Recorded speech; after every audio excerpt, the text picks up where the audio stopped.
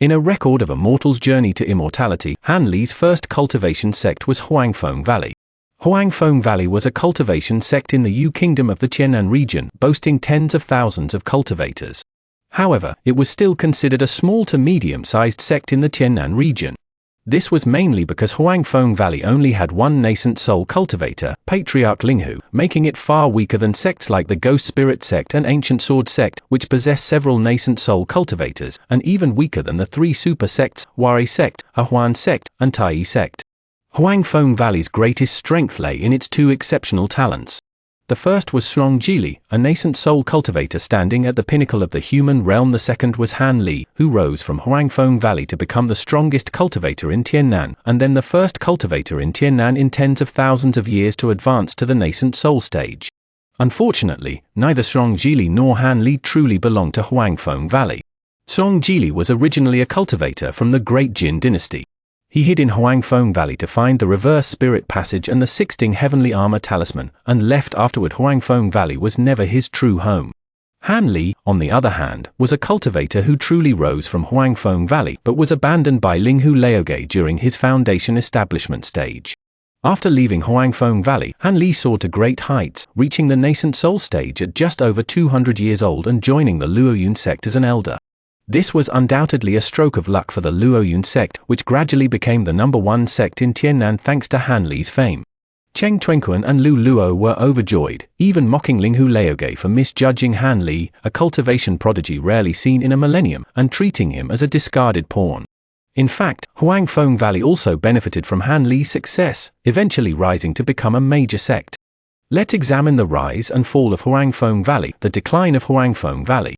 In the Yu Kingdom of Tiannan, there were 7 major cultivation sects: Yangyu sect, Lingshou Mountain, Huangfeng Valley, Qingshu sect, Huadawu, Chengqiu Fortress, and Jujin sect. These 7 sects controlled most of the cultivation resources in Yu Kingdom, with other cultivation families merely subservient to them.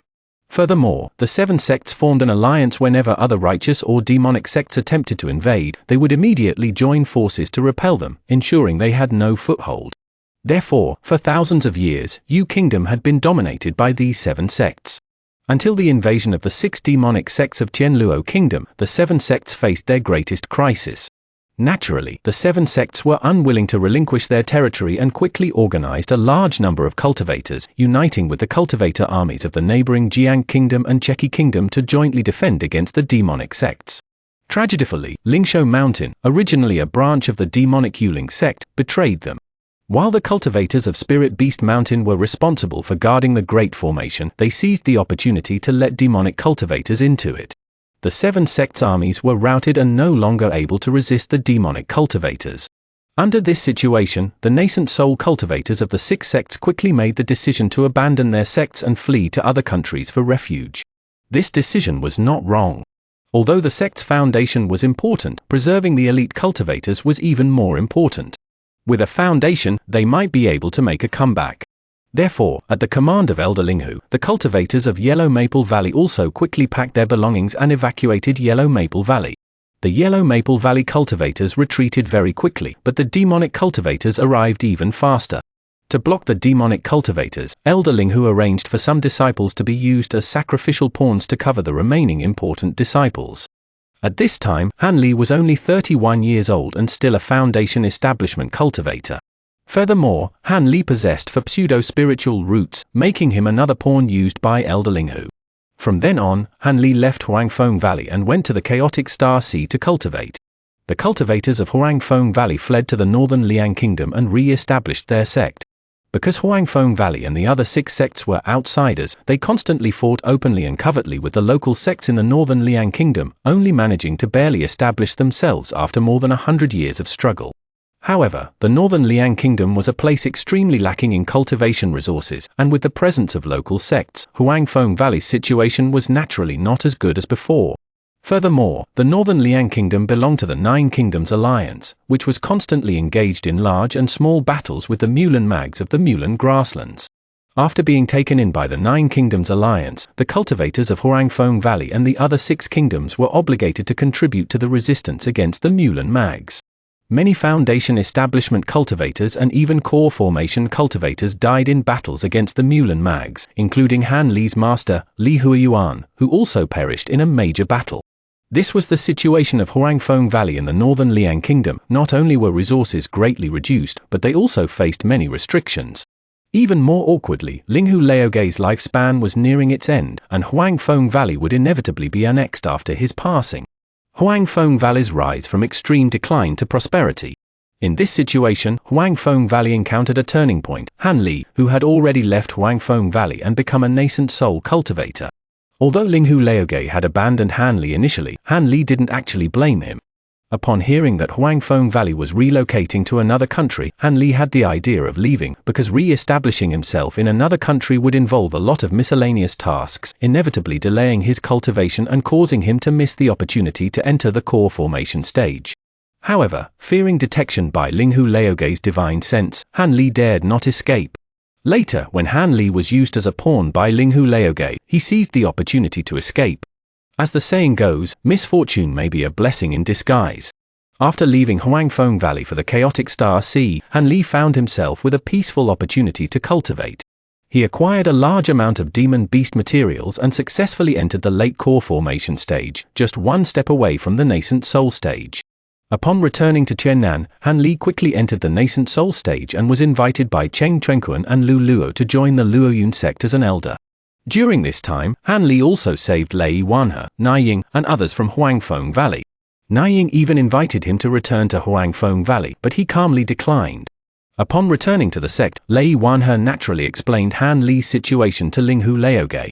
Linghu Laogai, deeply aware of Han Li's importance to the sect, immediately made two preparations and arranged a meeting with Han Li. First, Linghu Laogai invited Han Li to return to Huangfeng Valley, offering very generous terms. First, Linghu Laogai invited Han Li to return to Huangfeng Valley as an elder.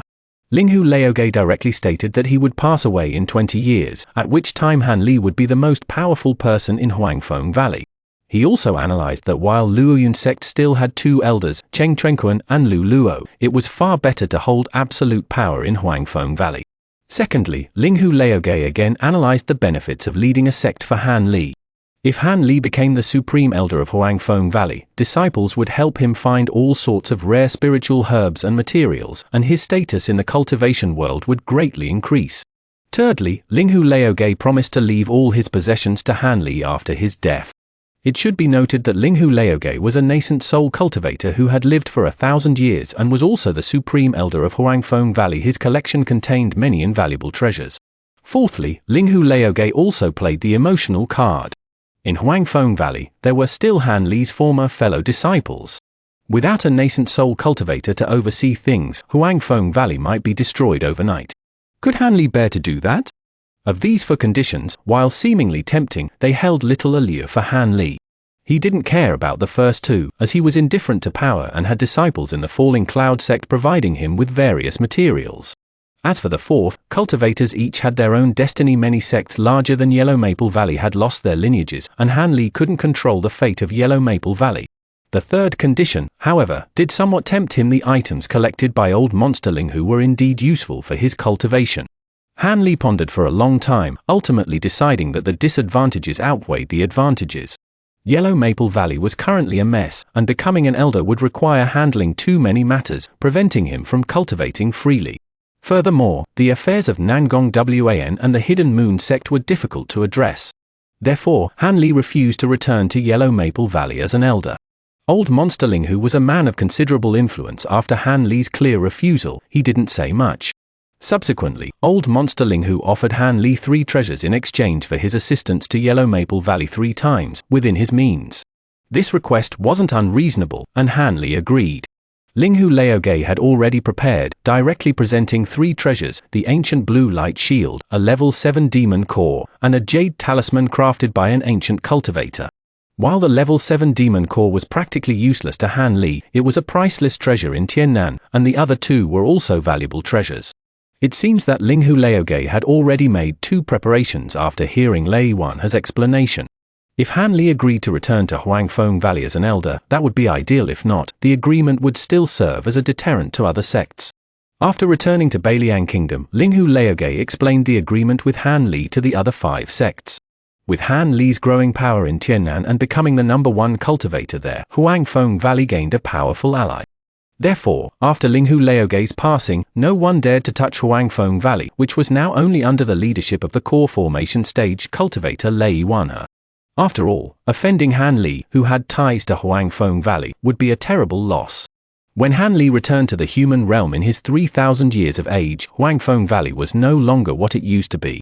After 2,000 years of development, and with the addition of several talented disciples, most of whom had achieved nascent soul cultivation, the sect had risen again, its strength far surpassing its former glory, becoming a major sect in Tiannan.